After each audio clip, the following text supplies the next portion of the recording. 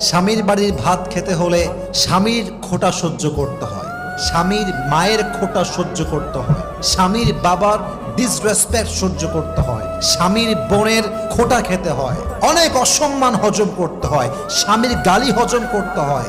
তাই মেয়েরা বলে স্বামীর বাড়ির ভাতের বড় দাম। আমি কথা বলবো, কথা সত্য, তবে একটা কথা অ্যাড করতে হবে।